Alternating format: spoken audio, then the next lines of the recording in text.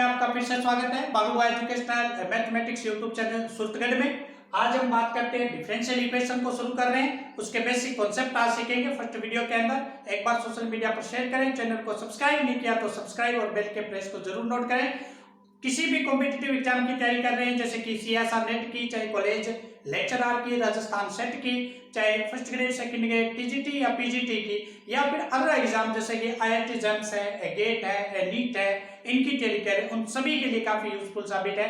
Channel को subscribe और social media पर शेयर करें। तो सबसे पहले हम बात करते हैं ऑर्डिनरी डिफरेंशियल इक्वेशन क्या होती है। ऑर्डिनरी डिफरेंशियल इक्वेशन जिन अवकल समीकरण में केवल एक ही स्वतंत्र चर के सापेक्ष एक या अधिक कोटि के अवकलज का प्रयोग किया जाता है उसको क्या बोलते हैं हम ऑर्डिनरी डिफरेंशियल इक्वेशन बोलते हैं। स्टेटमेंट क्या बोल रही है, केवल एक ही स्वतंत्र चर के सापेक्ष एक या अधिक कोटि के अवकलज का प्रयोग किया जाता है। या तो उसकी कोटि एक होती है या उससे एक से ज्यादा भी हो सकती है, लेकिन एक या स्वतंत्र चर के सापेक्ष होना चाहिए, तो उसको बोलते हैं हम ordinary differential equation. Ordinary differential equation दो प्रकार की होती है, एक होता है लीनियर डिफरेंशियल इक्वेशन और एक होता है non linear differential equation.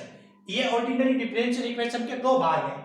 Linear जो डिफरेंशियल इक्वेशन है वो क्या होती है, ऐसी अवकल समीकरण जिसमें परतंत्र चर और सभी अवकलज प्रथम घात के, अगर एक ही घात के जो अवकलज उसको बोलते हैं लीनियर डिफरेंशियल इक्वेशन। जैसे कि ये देखो dy dx एक ही घात का है तो ये क्या है, लीनियर डिफरेंशियल इक्वेशन।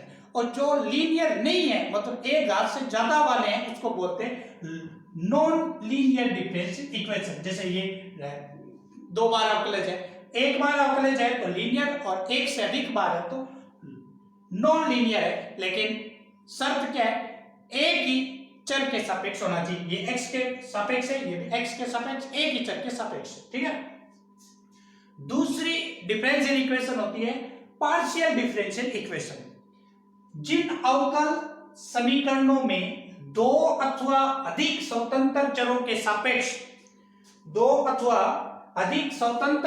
सापेक्ष एक या अधिक क्रम के अवकलज का प्रयोग होता है वह आंशिक अवकलज कहलाते हैं, मतलब पार्शियल डिफरेंशियल इक्वेशन कहलाती है, जिसमें स्वतंत्र चर दो या दो से अधिक या एक से ज्यादा होने चाहिए। जैसे मान लो ये देखो डेल जेड, इसको यूं लिखते हैं, ये डेल एस होता है, डेल जेड, यहाँ जेड का एक्स के रिस्पेक्ट हो रहा है, यहाँ डेल जेड बटा डेल एक्स हो रहा है। जहां स्वतंत्र चर एक से ज्यादा हो उसको बोलते हैं पार्शियल डिफरेंशियल इक्वेशन। ऐसे भी आपने देखा होगा del square Z del X del Y, ये क्या है, पार्शियल डिफरेंशियल इक्वेशन है कि इसका x के सापेक्ष भी हो रहा है और y के भी रिस्पेक्ट भी होता है, ठीक है। इसलिए पार्शियल को डेल से निकलते हैं और जो ऑर्डिनरी है उसको d से निकलते हैं। उसके बाद आता है order of differential equation. Order कैसे ज्ञात करते हैं, ऑर्डर का मतलब है जितनी बार अवकलन किया है वही उसका क्या होता है, ऑर्डर होता है। तो अब देखो यहाँ अवकलन एक बार हो रहा है तो ऑर्डर कितना, एक। यहाँ अवकलन कितनी बार हो रहा है, मैक्सिमम अवकलन दो बार तो ऑर्डर कितना, इट्स ओके। जितनी बार अवकलन हो रहा है वही उसका ऑर्डर होता है।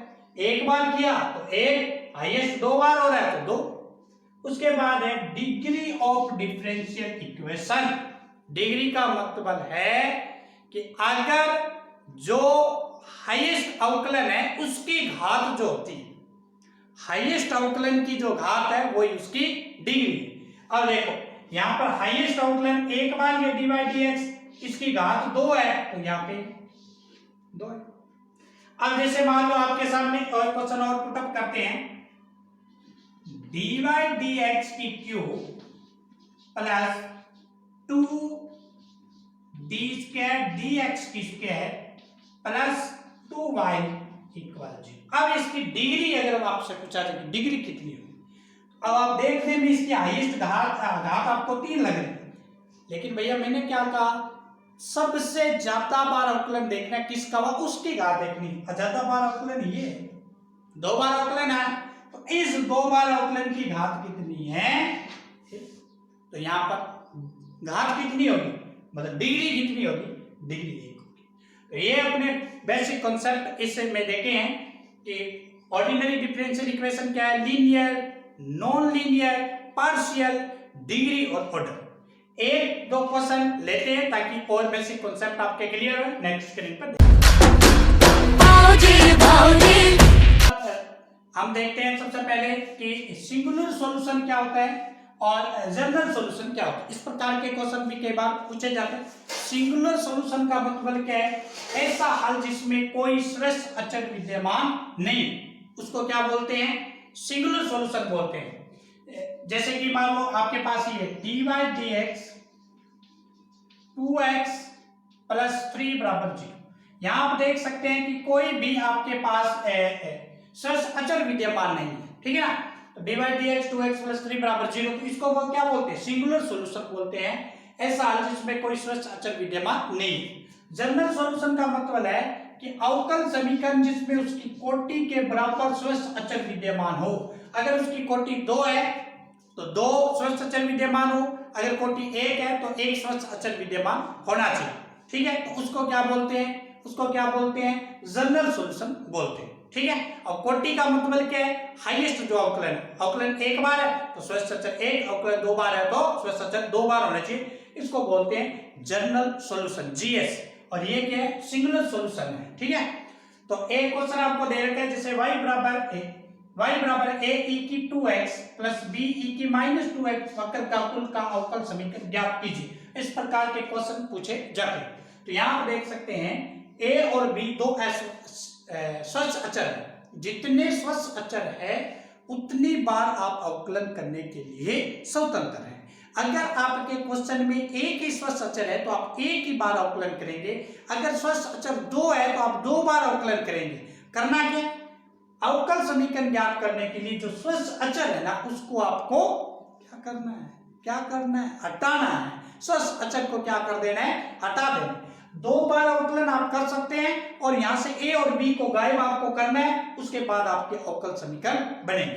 तो सबसे पहले इसका अवकलन करते हैं, तो यह होगा dy/dx, a तो का होगा नहीं, स्वच्छ अचर है, इसका करेंगे तो क्या हो जाएगा 2a e की 2x -2e -2 आगे आ जाएगा, तो -2be -2x, इसको मानते इक्वेशन 1, इसको मानते इक्वेशन 2, ठीक है।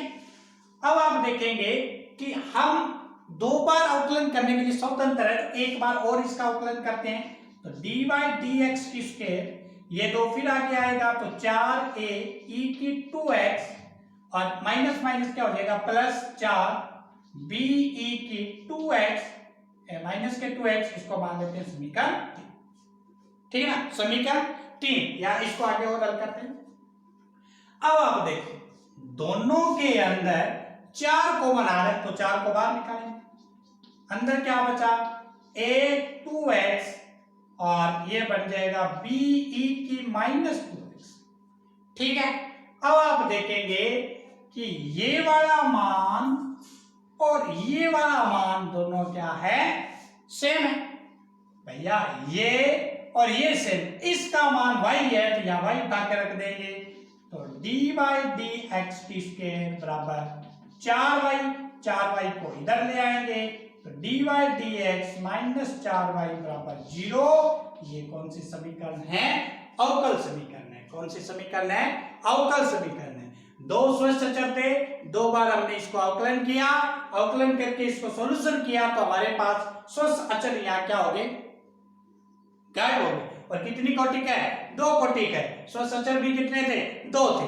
इसका कौन सा सॉल्यूशन मिला है, जनरल सॉल्यूशन मिला, ठीक है। तो इस प्रकार हम कॉम्पिटिटिव एग्जाम की तैयारी के साथ साथ बीएससी और प्लस में कॉम्पिटिटिव एग्जाम के लिए मैथमेटिक्स को सॉल्यूशन करवा रहे हैं फ्री ऑफ कॉस्ट।